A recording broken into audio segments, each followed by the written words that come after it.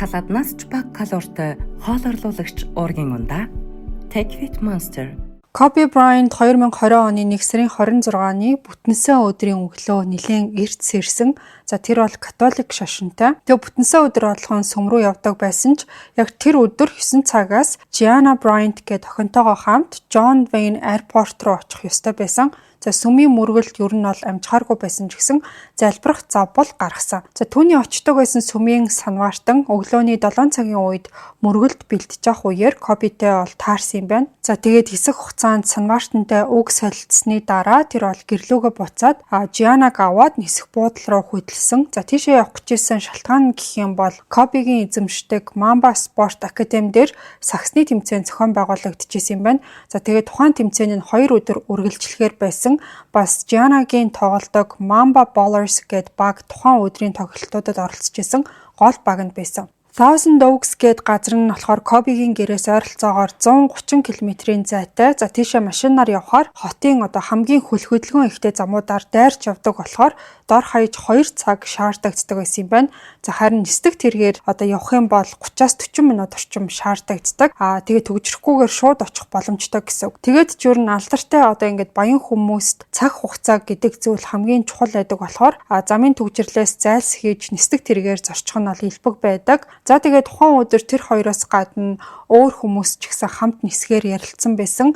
56 настай бейсболын тасгалжуулагч John Altobelli, түүний 46 настай эхнэр Carrie Altobelli, тэгээд 14 настай охин Alyssa гээд тэр Gianna-гийн багийнхан тоглогч охин бол хамт байсан. Бас 45 настай Sarah Chester гээд хүн, 13 настай Peyton гээд охинтойгоо, тэгээд 38 настай Christina Mauser гэдэг нь болохоор тухайн саксны охидын багийн тасгалжуулагч байсан хүн тэнд бас очсон хүлээж исэн юм байна. Ингээд хоорондоо тэд нар бол ярилцж явах үеэр нисдэг тэрэг хөөрхтөө бэлтжижсэн.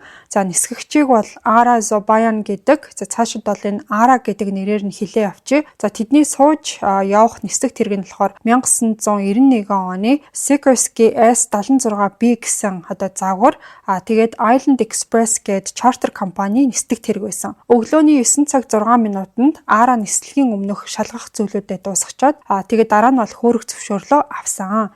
Яг тэр өдөр бол цагаагаар таагүй байсан болохоор ердийн шулуун чиглэлтэйгээр Холливуудын толгод дээгүүр шууд Thousand Oaks руу нисэх боломжгүй байсан юм байна. Тэгхийн оронд бол ойролцоох томоохон хурдны замуудыг дагаж нислэгээ үйлдэх шийдвэр гаргасан. Тэгэхээр энэхүү аимшигтай осол ер нь яаж болж өнгөрсөн талаар ярихаасаа өмнө эхлээд бол тэднийг аюулгүй хүргэх ёстой байсан нисгэгчийн талаарх түүхийг бас хуваалцахгүй бол болохгүй. Арагийн талаар ойлголт авчвал ерөнхийдөө маш тийм энэ өнөөдрийн түүх маань ойлгомжтой болоод ирнэ. Тэр бол 2001 онд хувийн нисгэгчийн үнэлгээ гардаж аваад 2008 онд нислэгийн багш болж исэн юм байна. Тэгчээд багажинд тулгуурласан нислэг буюу нөгөө нисдэг тэрэгний хянах самбар гэж байдаг штэ. Бүх үзүүлэлтийг нь зааж өгдөг. Тэгээ тэрийг харж агаад нислэг үйлдэж байгаа хүмүүст бол багшлах эрхтэй ийм хүн байсан юм байна. Өөрөөр хэлэх юм бол цагаагарын хүнд нөхцөл байдал яаж нисхийг заагаад тэгээ гэрчилгээ олгодог тийм чадварлаг нисгэгч багш байсан гэсэн үг. Энэхүү багажинд тулгуурласан нислэг бас нэг чухал хэсэг байгаа. Хэдүүлээ дугаарын дундуур цааш нь задлаад ойлголт бас авна. Ингээд бүх мэдээллийг нь харахад бол Ara гэд нисгэгч маш туршлагатай нисгэгч байсан гэдг нь ойлгомжтой байсан. Осол гарах хүртэл тэр бол нийтдээ ойролцоогоор 8500 цаг ниссэн туршлагатай. Тэрнээс бол 1250 цагийг нь яг тэр нөгөө сууж явж исэн Sikorsky S76B гэсэн загварын нисдэг тэргээр ниссэн байсан. Ara 2011 онд Island Express Helicopters компанид ажилд ороод эхэндээ болохоор Airbus A-Star 350 нисдэг тэргийг болж олоодж жагаад 2014 онд Sikorsky S76B загварыг нисгэх тийм эрхийг нь авч исэн юм байна. Тэгчээд 2016 оны 5 сард тухайн компанийхаа ахлах нисгэгч болсон. Үнэх хэрэгтэй бол мөрдөн шалгалтын бүх баримтаас харахад Ara бол сайн нисгэгч байсан. Гэхдээ ослын олон тайлангуудаас харахад сайн нисгэгч ч гэсэн ноцтой алдаа гаргадаг. Бас хүнд нөхцөл байдалд орохороо осол гаргах тохиолдол цөөнгүй байдаг гэдгийг энэ осол харуулж исэн. Арагийн нэг онцлог нь юу байсан гэхээр тэр бол мөнгөтэй бас алдартай хүмүүсийн дунд хамгийн тийм эрэлттэй нисгэгчдийн нэг байсан юм байлээ. За Kobe Bryant бол хинтээ нисэхээ маш нарийн тооцоолж сонгодог байсан. Тэгээ ихэнхдээ бол Арад итгээд энэ хүнийг сонгодог байсан юм байна. Тийм болохоор хэдэн жил Арагаар үйлчлүүлсэн харилцагчид гэхээсээ илүү тэдний харилцаа сүулдэ нөхөрлөл болж хувирсан. Тийм болохоор Коби бол Арад маш их итгэдэг, бүр хүүхдүүдээ хүртэл даатгаад Аратай дангаар нь нисгчдэг болсон байсан. За тухайн Sikorsky S76B загварын нисдэг тэргийг Island Express компаниас зөвхөн Арад жолооддаг хэрэгтэй байсан юм байлээ. За бас тэр нисдэг тэрэг бол автомат нислэгийн горимд шилждэг дижитал системтэй. За энэ нь болохоор автопилот болон нислэгийн чиглүүлэгч системийг нэг ёсондоо нэгтгээд нисгэгч бүрэн автомат системээр жолоодлохыг удирдах боломжийг олгодог юм байна. За ерөнхийдөө бол маш сайн тийм автопилот системтэй байсан. Тэгээ мөрдөн шалгалтын үеэр энэхүү систем нь ослын үед бүрэн ажиллагаатай байсан гэж тогтоогдсон. За энэ осол болохоос өмнө Kobe Bryant Ara 2 сүүлийн 1 жилийн хугацаанд John Wayne Airport-оос Камарило хүртэл бол нийт 10 удаа хамт нисчихсэн байсан. Тэгээ бүр яг осол болсны бүр өмнөх өдөр хүртэл энэ маршрутаар нисчихсэн. Тэгээ ямар ч юм бол асуудал гарч байгаагүй юм байна. За тэгээ 20 оны 1 сарын 26-ны өдөр болсон ослын гол шалтгаануудын нэг нь бол яа харахгүй цаг агаар байсан. За мөрдөн шалгалтын дагуу бол энэхүү нислэг дор хаяж 800 метрийн үзэгдэх орчин, газрын гадаргыг харах боломжтой, бас газраас доод тал нь 90 метрийн өндөрт нисэх шаардлагатай байсан гэж үзсэн. Бас тухайн Island Express гэдэг компани бодлого нь уг нь бол тийм илүү хатуу байсан юм бэлээ. Тэгээ бүх нислэг нь дор хаяж 1600 метрийн үзэгдэх орчин шаардлагатай гэж үздэг. Бас нисгэгчд нь 150-аас 300 метрийн өндөрт нисэх ёстой гэж зөвлөдөг байсан юм байна. Цаг агаарын аюултай нөхцөлд болохоор Америк нэгдсэн улсын агаарын тээврийн аюулгүй байдлыг хянах FAA гэд байгууллагын зүгээс зөвхөн VFR буюу харааны нислэгийн дүрмийн дагуу ажиллах зөвшөөрөлтэй байсан юм байна. За энэ нь болохоор нисдэг тэрэг өөрөө ганц нисгэгчтэй. Тэгээд IFR буюу багажинд тулгуурласан нислэгт тохирсон. Ara болохоор IFR эрхтэй бүр багш байсан ч гэсэн цаг агаар муу байгаа нөхцөлд бол нисэх эрхгүй гэсэн үг юм байна. За ерөнхийдөө бол Ara бүх нислэгээ VFR буюу харааны нислэгийн дүрмийн дагуу хийх ёстой байсан. За тэгэхээр саяын дурддагдаад байгаа энэ VFR бас IFR гэж яг юуг хэлээд байгаа, юуг яриад байгааг нэлээд дэлгэрэнгүй хэдүүлээ мэдэж авцгаая. За IFR гэдэг нь Instrument Flight Rules гэдэг үгийн товчлол байгаа. За энэ нь юу гэсэн үг вэ гэхээр нисгэгч гаднах орчин харах боломжгүй байх үед манантай үйлэрхэг бас харанхуй байх үеэр онгоцны хянах төхөөрөмжийг 100% ашиглаж нисэх арга гэсэн үг. За тухайн хянах дээр нь болохоор өндөр, хурд, чиглэл, тэнцвэр гэх мэт бүх үзүүлэлтүүд нь бол харагдчихэдэг. Ерөнхийдөө бол цанхоор ингээд юу ч харагдахгүй байлаа ч гэсэн хянах самбар дээр үндэслээд онгоцыг удирдна гэсэн үг. За VFR гэдэг нь болохоор Visual Flight Rules гэсэн үгний товчлол байгаа. За энэ нь болохоор нисгэгч гаднах орчныг өөрөө хараад газар тэнгэрийг өөрийн баримжаагаараа тооцоолоод нислэгээ жолоодно гэсэн үг. За энэний нэг дутагдaltaй тал нь гэх юм бол хүний дотоод мэдрэмжийг хуурч болдог. За тэгчээд нисгэгч дээшээ явж ийн гэж бодонгууд яг үнэндээ доошоо явж идэг. За зүг чигийн баримжаа хурдан алдагддаг. Ялангуяа манан будантай үзэгдэх орчин тийм муу байгаа үеэр төөрөгсөлд орчт юм байна. Энийг нисгэгч алдаагүй эзэмшихийн тулд маш их сургаалт бас туршлага шаарддаг юм байна. За сайн харагдахгүй байгаа нөхцөлд үнэндээ бол онгоцны хянах төхөөрөмжөнд шууд итгэх ёстой байдаг. Ер нь бол Island Express компани зүгээс яг ийм төрлийн цаг агаар муу үед яах талаар заадаг байсан юм бэлээ. Ara болохоор ийм сургалтын дээр гэхдээ ямар ч асуудал гаргаж байгаагүй. Хоол орлуулагч, булчингийн хөгжлийг дэмжигч Take It Monster уургийн ундаа өнөөдрийн дугаартай хамтран ажиллаж байна. Үлсэхгүйгээр турах зорилготой жингээ барихыг хичээж байгаа. Улирал солигдох үеэр ядарч сүлдэхгүй байхыг хүсвэл уургаар баялаг Take It Monster ундааг та бүхэн сонгож хэрэглээрэй. Өглөөний цайнд бас өдөр хөнгөн уургаа нөхөх үедээ гэх мэт уураг дутагддаг хүн болгон хэрэглэх боломжтой. Таны өдөрт авах ёстой уургийг эрүүлэр өгөх Take It Monster ундааг CU-гийн бүх салбараас худалдаж авах боломжтой. Энгийн ундаа биш, эрүүл мэндийн ундааг хэрэглээндээ оруулж заншаарай. За ингээд хэдүүлээ дугаар руугаа буцаад оръё. Нислэгийн өмнөх өдөр Коби бол нислэгийг зохион байгуулсан хүмүүсийн байдаг тийм групп чат руу мессеж явуулаад Арагаас цаг агаарын талаар асуусан чинь маргааш тийм ч сайн өдөр биш байна гэж хариулсан байсан. Тэгсэн мөртлөө маргааш өглөө 7 цаг хагас бас 8 цаг 20 минут нь 9 цагаас хийгдэх нислэг цаг агаар боломжийн байна гэж мэдэгдсэн байсан. Мөрдөн шалгалтаар тогтоосноор бол тухайн өглөөний цаг агаарын мэдээгээр үүлний доод давхраг 300 м хүртэл буураад харагдах орчин 3.2 км болж муудна. Бас манан буудан үүсэх төлөвтэй гэсэн байсан. Энэ нь болохоор нислэгийн замын 3/2-т нь байдаг Van Nuys нисэх буудлын мэдээлэл байсан. За энэ мэдээлэл бол нислэг тэрэгний хувьд том асуудал биш юм шиг санагдаж болох ч гэсэн зам дагуух өөр цаг агаарын нөхцлүүдэд бол асуудал болж исэн. За тэгээд цаг агаарын таагүй гэдгийг Ара мэдсэн болохоор аль болох доогуур нисэхээр төлөвлөсөн байсан. Van Nuys-аас Camarillo хүртэл яг үнэндээ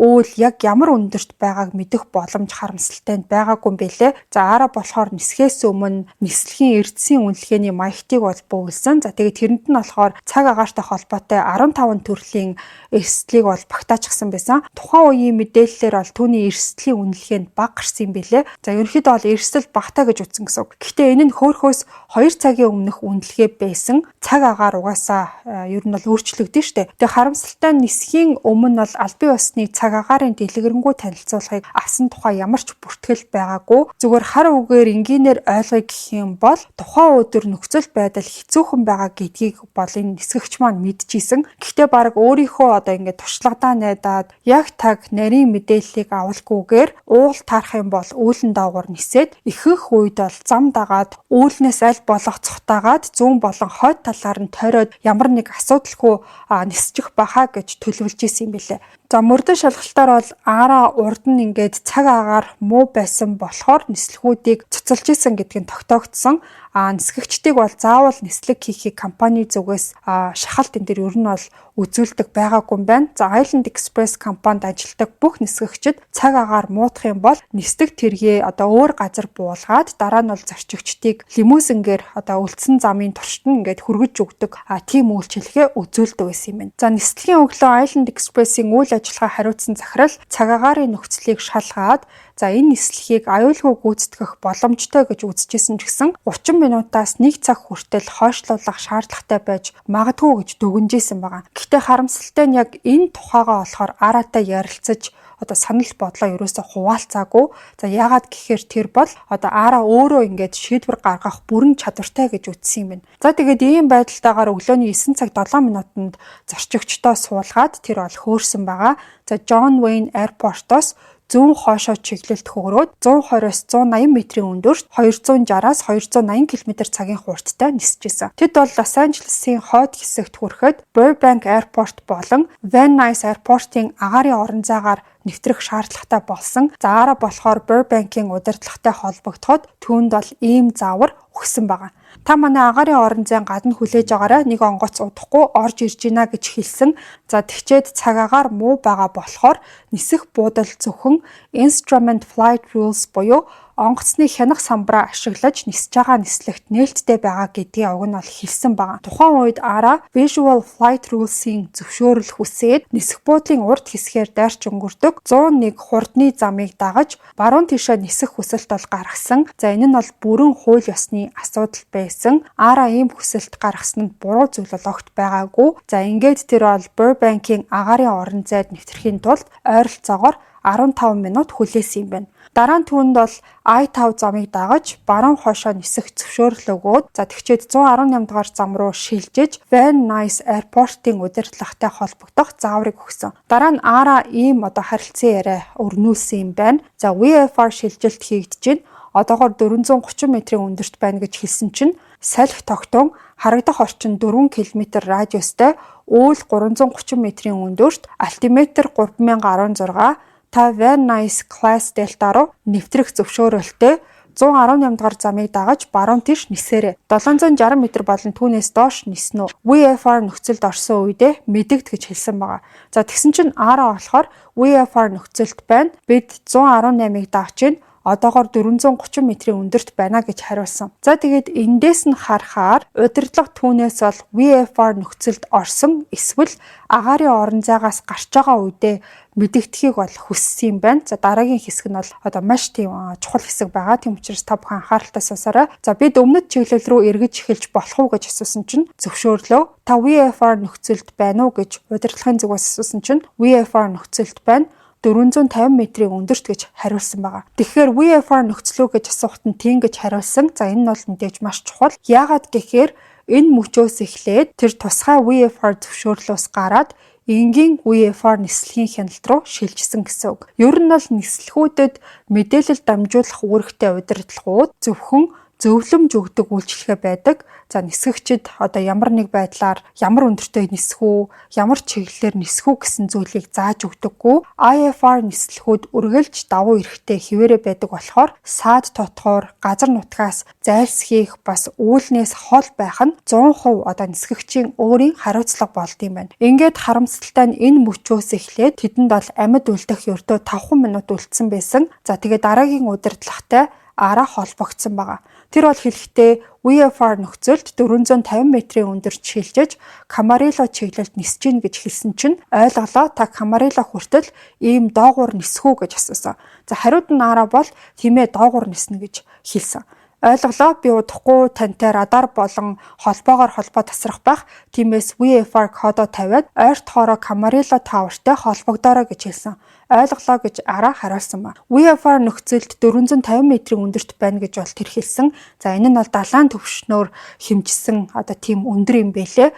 Тэг тухайн үед тэр газраас ойролцоогоор бол 150 метрийн өндөрт нисэжсэн. Төлөвлөгөө нь болохоор тэр нислэгийн үлдсэн хэсгийг нам дор газраар үргэлжлүүлэх гэсэн тийм төлөвлөгөө байсан юм байна. За түрүүний дурдсан удахгүй радар бас холбоо тасарна гэж хэлсэн нь бол үндсэндээ та хэтэрхий доогуур нисэж гин удахгүй би таныг харахгүй бас холбоо барьж чадахгүй гэж одоо анхааруулж хэлж гин гэсэн үг юм байна. За энийг бол мэдээж мэрэгжлийн нисгэгч хүн бүрэн одоо ойлгож байгаа. Ингээд дараагийн 4 минутын турш араа 101-р замыг дагаж баруун тийш ниссээр байсан. Энэ үеэр нисдэг тэрэгний хурд нь 220-оос 260 км/цаг хүртэл нэмэгдсэн байгаа. За 9 цаг 42 минутаас 9 цаг 44 минутын хоорондох 2 минутыг анхааралтай харах юм бол араа уул руу ойртох тусмаа газар дээшилж исэн.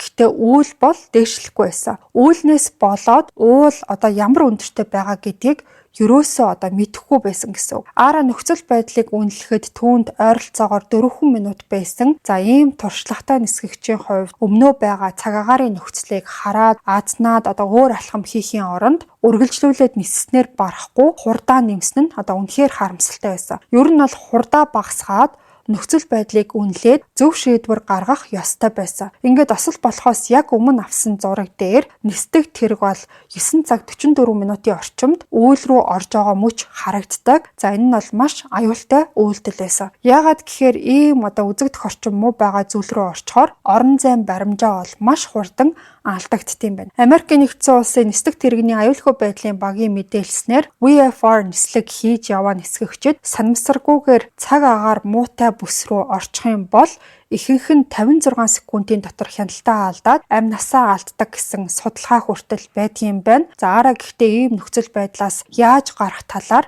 тусгайлан сургалтанд хамрагдчихсан хүн байсан. Тэгээ түүний яг энэ үеэр хийх ёстой зүйл нь юу байсан бэ гэхээр 140-с 150 км/цагийн хурдтай болгож өгсөж эхлэх. За энэ хурдаа хадгалах, автопайлота асаах, онцгой байдал зарлах гэсэн одоо ийм зүйлүүдийг хийх ёстой байсан. Тэр холбоо барьж авах үеэрээ одоо ингээд муудсан байгаа цаг агаар руу орж байгаа гэдгийг ерөөсөө хэлээгүй, онцгой байдал зарлаагүй. За тэгээ хоолонд нь одоо сандарсан ч юм уу яарсан зүйл огт ажиглагдаагүй. Тэгэхээр өөрийнхөө бодол бас гаргасан төлөвлөгөөндөө маш их ихтэй байсан гэсэн. Харамсалтай нь бодит байдал дээрээ тэр бол өөрийгөө болон одоо бусад зорчигчдыг маш аюултай нөхцөл байдал руу оруулсан байсан. Ерөнхийдөө гарцсан бол зөвхөн дээшээ одоо өсөх явдал байсан юм байна. За ингээд үйл рүү явж орсноос хэдхэн секундын дараа тэд нар бол хосолдсон байгаа. Ингээ ерөнхийдөө яг юу болж өнгөрсөн гэдгийг та бүхэн бол ойлгосон гэдэгт итгэлтэй байна. Техникийн талаасаа одоо бас мэрэгжлийн хүмүүсийн дүгнэлтийг би та бүхэнд ойлгомжтой байлгахын тулд